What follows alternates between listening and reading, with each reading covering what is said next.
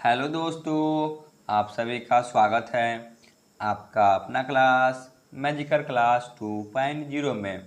तो फ्रेंड्स, आज हम लोग देखेंगे खिलजी वंश। खिलजी वंश के इतिहास के बारे में डिटेल से theory class plus previous year question को कवर करा चुके हैं। आप लोग जाके मध्यकालीन भारत के पेस्ट में देख सकते हैं। तो आज हम लोग देखेंगे खिलजी वंश से रिलेटेड लगभग 30+ MCQ क्वेश्चन को। ठीक है, ये सभी महत्वपूर्ण प्रश्न हैं। तो चलिए मेरा टाइम वेस्ट किए हुए क्लास को शुरू करते हैं। पहला प्रश्न है, खिलजी वंश की स्थापना किसने किया? बताइए, खिलजी वंश की स्थापना किसने किया? ऑप्शन है Jalaluddin Firoz Khilji, option B Alauddin Khilji, option C Mubarak Khilji, option D Khusro Shah. बताइए क्या होगा? तो इसका सही जवाब होगा ऑप्शन ए, खिलजी वंश की स्थापना जलालुद्दीन फिरोज खिलजी ने किया। ठीक है, आगे बढ़ते हैं। क्वेश्चन नंबर 2 पे आते हैं। जलालुद्दीन फिरोज खिलजी ने अपना राजधानी किसे बनाया? बताइए, जलालुद्दीन फिरोज खिलजी ने अपनी राजधानी किसे बनाया? ऑप्शन है पंजाब को, ऑप्शन बी गजनी को, ऑप्शन सी दिल्ली को, ऑप्शन डी किलोखरी को। बताइए, इसने अपनी राजधानी किसे बनाया? तो इसने अपनी राजधानी किलोखरी को बनाया था। ठीक है, ऑप्शन डी। आगे बढ़ते हैं। क्वेश्चन नंबर 3, खिलजी वंश का शासनकाल कितने वर्षों का रहा? बताइए, जो दिल्ली सल्तनत में खिलजी वंश है इसका शासनकाल जो कि सबसे कम समय तक रहा। ऑप्शन ए 30 वर्ष, ऑप्शन बी 32 वर्ष, ऑप्शन सी 35 वर्ष, ऑप्शन डी 36 वर्ष। तो खिलजी वंश का शासनकाल मात्र 30 वर्षों का रहा। ठीक है ना, 1290 से 1320 तक। आगे बढ़ते हैं। क्वेश्चन नंबर 4 पे आते हैं।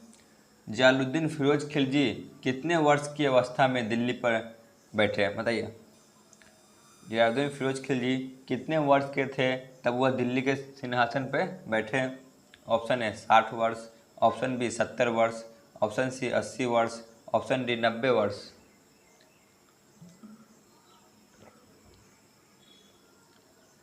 तो यह 70 वर्ष की अवस्था में दिल्ली के सिंहासन पर बैठे। यह दिल्ली सल्तनत के सबसे वृद्ध व्यक्ति थे जो दिल्ली सल्तनत के सिंहासन पर बैठे थे। आगे बढ़ते हैं। क्वेश्चन नंबर 5, जलालुद्दीन फिरोज खिलजी की हत्या किसने की? बताइए, जलालुद्दीन फिरोज खिलजी की हत्या किसने की? ऑप्शन है Alauddin Khilji, option B Mubarak Khilji, option C Khusro Shah, option D इनमें से कोई नहीं। बताइए,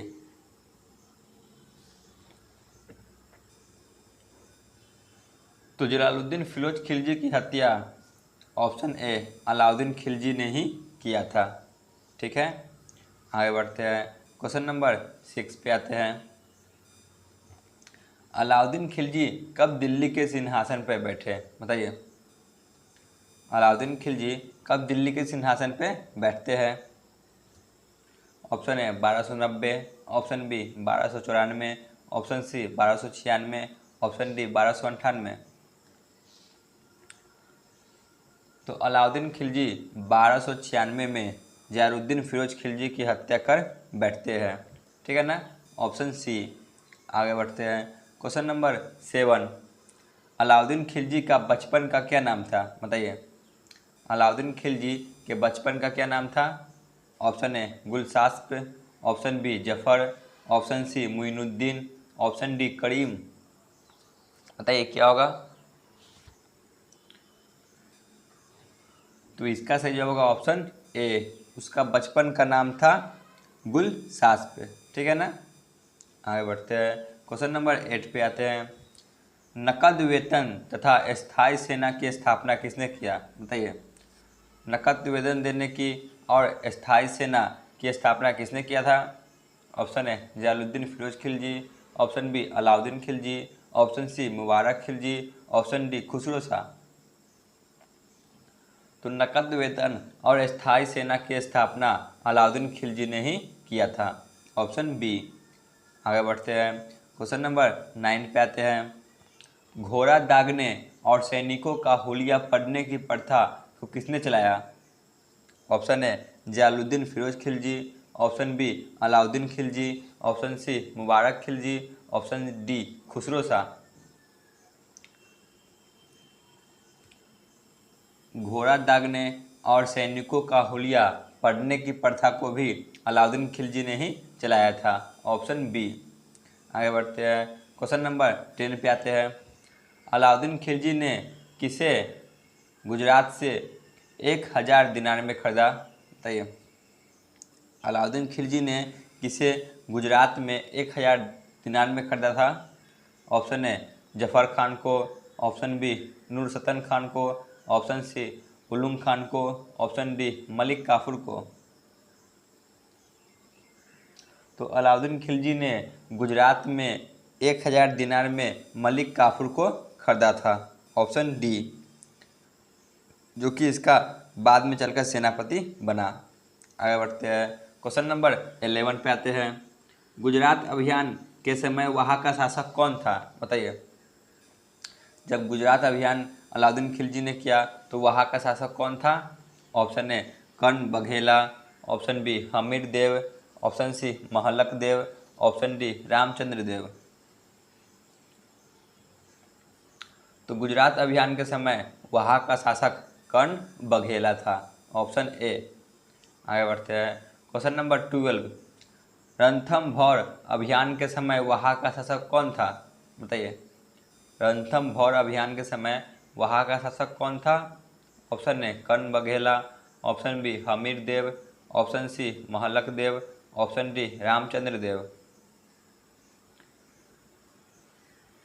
तो वहाँ का शासक था हमीर देव। Option B. आगे चलते हैं, क्वेश्चन नंबर 13।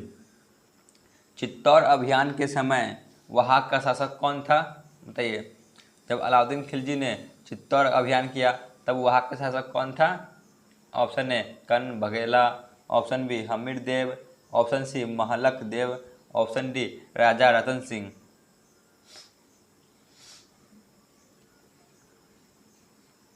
तो इसका सही जवाब होगा ऑप्शन डी।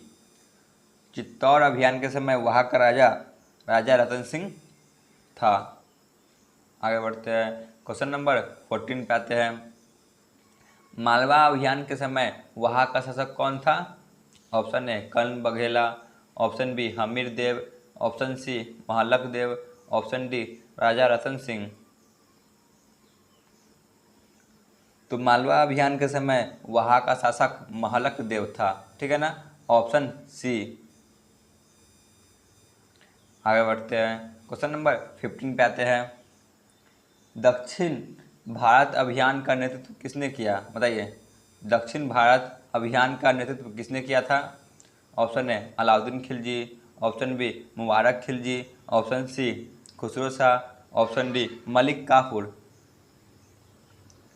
तो दक्षिण भारत अभियान का नेतृत्व अलाउद्दीन खिलजी ने मलिक काफूर को दिया था। Option D. चलिए आगे बढ़ते हैं।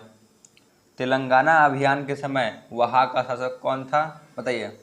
जब मलिक काफूर ने तेलंगाना पर अभियान किया तब वहाँ के शासक कौन था? ऑप्शन ए प्रताप रुद्र देव द्वितीय, ऑप्शन बी रामचंद्र देव, ऑप्शन सी वीर बल्लाल देव तृतीय, ऑप्शन डी वीर पांड्य। तो तेलंगाना अभियान के समय वहाँ का शासक ऑप्शन ए प्रताप रुद्र देव द्वितीय था। आगे बढ़ते हैं, क्वेश्चन नंबर 17 पे आते हैं। देवगिरी अभियान के समय वहाँ का शासक कौन था? बताइए। देवगिरी अभियान के समय वहाँ का शासक कौन था? ऑप्शन ए प्रताप रुद्र देव द्वितीय, ऑप्शन बी रामचंद्र देव, ऑप्शन सी वीर बल्लाल देव तृतीय, ऑप्शन डी वीर पांड्य। तो देवगिरी के अभियान के समय वहाँ का शासक रामचंद्र देव थे। ठीक है, ऑप्शन बी। आगे चलते हैं, क्वेश्चन नंबर 18। राय की उपाधि अलाउद्दीन खिलजी ने किसे प्रदान की थी? बताइए। राय की उपाधि अलाउद्दीन खिलजी ने किसे प्रदान की थी? ऑप्शन ए प्रताप रुद्र देव को, ऑप्शन बी रामचंद्र देव को, ऑप्शन सी वीर बल्लाल देव तृतीय को, ऑप्शन डी वीर पांड्य को।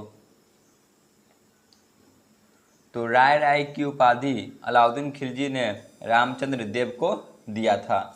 ठीक है, ऑप्शन बी। आगे चलते हैं, क्वेश्चन नंबर 19। होयसर राज्य अभियान के समय वहाँ का शासक कौन था? बताइए, जब होयसर राज्य का अभियान हुआ था तो वहाँ का शासक कौन था? ऑप्शन ए प्रताप रुद्र देव द्वितीय, ऑप्शन बी रामचंद्र देव, ऑप्शन सी वीर बल्लाल देव तृतीय, ऑप्शन डी वीर पांड्य। तो इसका सही जवाब होगा ऑप्शन सी वीर बल्लाल देव तृतीय। आगे बढ़ते हैं, क्वेश्चन नंबर 20 पे आते हैं।